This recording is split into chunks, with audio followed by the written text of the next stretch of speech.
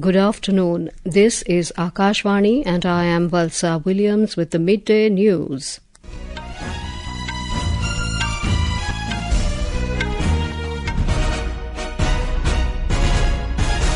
The headlines.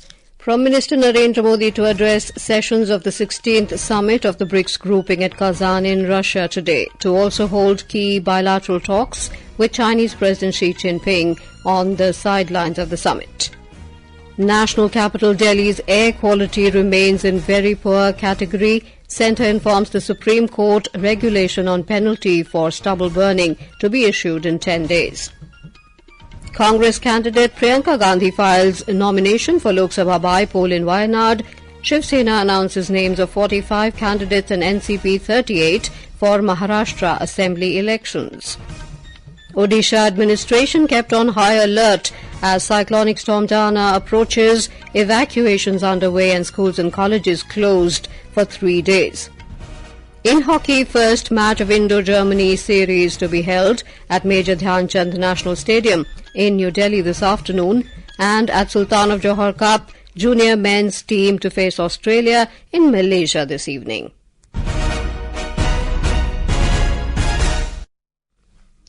Prime Minister Narendra Modi will address various sessions of the 16th summit of the Brics grouping in Kazan, Russia today.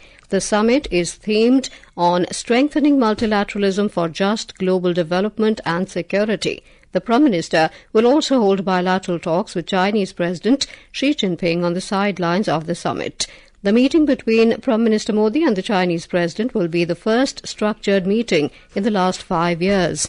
The two leaders met last in 2023 on the sidelines of the BRICS summit in South Africa. Today's meeting assumes significance in the backdrop of the two countries arriving at an agreement on patrolling arrangements in areas along the line of actual control. Now we go live to our correspondent Naseem Naqvi, who is present in Kazan. Naseem, what is the latest update you have about the summit for us? The latest update also is that the restricted format of the plenary session is on. The session was delayed by half an hour or so, and Prime Minister Narendra Modi will also make his intervention in this restricted format of this BRICS. And another piece of information which I am getting is that the discussions are taking place on the theme of the summit, that is strengthening multilateralism for just global development and security. Here the important point is that BRICS is fast expanding when it is not thinking in terms of BRICS member countries only. It has now global plans for development and security. Valsa. Right, Naseem. Prime Minister Modi is scheduled to meet Chinese President Xi Jinping this afternoon. What is on the table for discussion? There may be many issues. As you know, that we have reached an agreement this week itself on the LAC. So these leaders are meeting after a long time, and Mr. Modi and Mr. Jinping will be meeting after 5 years. In a formatted, in a very structured, as they say in diplomacy, structured format of the talks. As you know, there have been pauses and hiccups over many years in our relationship with China.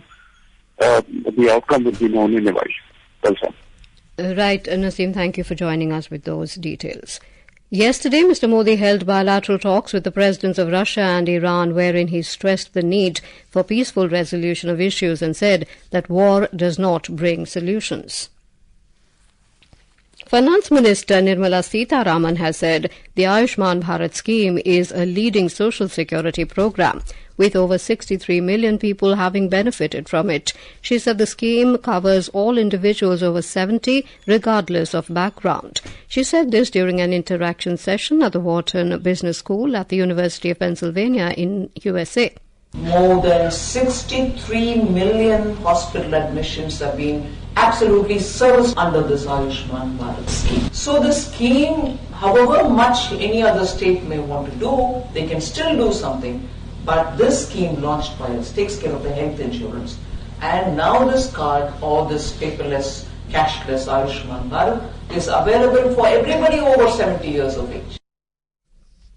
The finance minister outlined India's goal to become a developed nation by 2047, focusing on 4 key areas: infrastructure, investment, innovation and inclusiveness.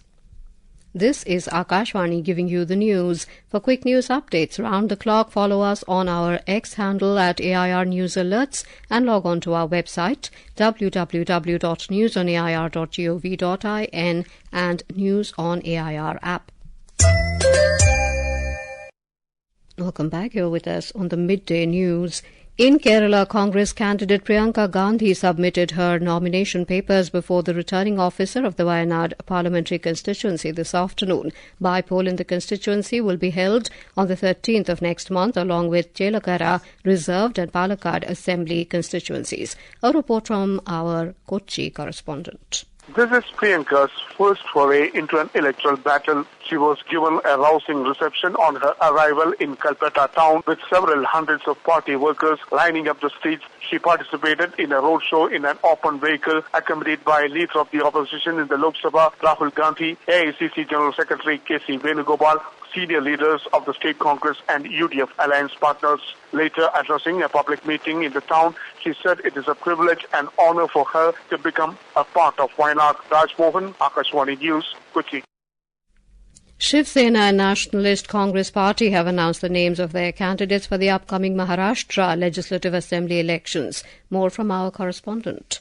The Nationalist Congress Party has released its first list of 38 candidates today for the Maharashtra Assembly Elections, featuring Deputy Chief Minister Ajit Pawar's candidature from the Baramati constituency, which he currently represents. Additionally, Chhagan Bhujbal will contest from Yevla, Dilip Valse Patil from Ambegaon, Hassan Mushrif from Kagal, and Dhananjay Munde from Pardi. Legislative Assembly Deputy Speaker Narhari Jhirwal, Dharmarao Attram, and Aditi Tatkare are also set to enter the fray from Dindori, Aheri, and Shrivardhan, respectively. Shiv Sena announced its first list of 45 candidates. Chief Minister Eknath Shinde will be recontesting from the Kopri Pakhadi constituency. Additionally, State Minister Abdul Sattar will stand for election in Sillod, Sanjay Rathod in Digras, Santosh Bangar in Kalamnuri, and Sanjay Shirsat in Chhatrapati Sambhajinagar West. Meanwhile, the Maharashtra Navnirman Sena has also announced its second list of 45 candidates. Ankita Apte, Akashvani News, Mumbai.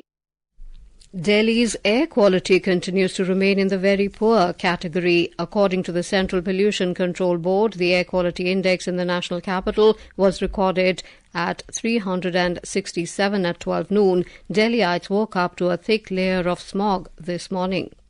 The Supreme Court today said that the Commission of Air Quality Management CAQM Act provision on penalty for stubble burning is not being implemented. The Apex Court further said the Commission for Air Quality Management Act was enacted without creating required machinery for implementing a law to curb air pollution. Additional Solicitor General Aishwarya Bhati, representing the centre, assured the court that rules would be finalised within 10 days and the Act would be made fully operational. The SC also took strong exception on Punjab and Haryana governments not taking any action against people for stubble burning. Complying with the directions of the Supreme Court and Commission for Air Quality Management CAQM to bring down stubble burning cases, Punjab Police has initiated a massive campaign to educate farmers about harmful effects of stubble burning and also taking legal action against defaulters. Special Director General of Police Law and Order Arpit Shukla has been assigned the task to monitor and take appropriate action. More from our correspondent. Arpit Shukla, along with concerned district's civil and police officials, is conducting joint tours at identified villages and holding public awareness meetings with various farmers, Kisan unions at district and sub-divisional level, motivating them to shun stubble burning. Shukla said joint teams are inspecting on the spot and police teams have registered FIRs in over 900 cases. Apart from that, penalties worth over rupees 11 lakh have been imposed in about 400 cases and red entries have also been made in revenue records of hundreds of farmers who are involved in stubble burning. Rajesh Bali, Akashvani News, Jalandhar. The Bombay High Court has granted bail to gangster Chota Rajan, who was convicted in the murder of hotelier Jaya Shetty in 2001. On the 30th of May this year, Chota Rajan and others were convicted by a special Mokoka court, and Rajan was sentenced to life imprisonment. Today, a division bench of Justice Revati Mohite Dere and Justice Prithviraj Chavan granted bail to Rajan and suspended his life sentence until his appeal against the special Mokoka court's judgment is decided. The death toll in the under-construction building collapse incident in Bengaluru has risen to 5 as the rescue operation continues. The 6-story building tilted and collapsed yesterday evening in Babusapalya, leaving 21 workers stranded inside. Joint rescue teams are conducting the rescue operation. Total 13 persons have been rescued so far. A case is filed against the owner and contractor for unauthorized construction. The centre today rolled out the second phase sale of Bharat brand Chana Dal through National Cooperative Consumers Federation of India Limited (NCCF) and National Agricultural Cooperative Marketing Federation of India Limited (NAFED) vans in New Delhi. During the flagging off ceremony of the vans, Consumer Affairs, Food and Public Distribution Minister Prahlad Joshi said Bharat Chana Dal will be available at 70 rupees per kilogram and chana at 58 rupees per kilogram in the Kendriya Bhandars, mobile vans, NAFED e-commerce platforms and big chain retails. The severe cyclonic storm Dana is most likely to make landfall between Bhitarkanika and Dhamra off Odisha coast in the late night of tomorrow or early morning of Friday. The wind speed of Dana will be 100 to 120 kilometers per hour during the landfall. The Met Department has said the depression over the east-central Bay of Bengal has turned into a severe cyclonic storm this morning. More from our Odisha correspondent. Rains and strong winds have started in Kendrapada and Jagatsinghpur districts and nearby areas of Odisha since this afternoon under the impact of Dana. The Odisha government has kept the administration of coastal districts of Jagatsinghpur, Kendrapada, Bhadrak and Baleswar on very high alert in view of the severe cyclonic storm. Evacuations from potentially impacted areas are going on and are likely to be completed by today evening. All schools, colleges and universities in 14 coastal and neighbouring districts are closed for 3 days from today. Leaves of doctors and government employees have been cancelled, while a large number of passenger trains have been cancelled by East Coast Railways. Fishermen have been banned from entering the sea. The IMD has predicted very heavy rainfall in Baleswar, Jagatsinghpur, Kendrapada, Bhadrak in the next 3 hours. Prakash Das, Akashvani News, Bhubaneswar. As the severe cyclone is likely to affect the Bhitarkanika National Park in Kendrapada district of Odisha, forest officials are taking all precautionary measures to save the animals and many other species of flora and fauna in the national park.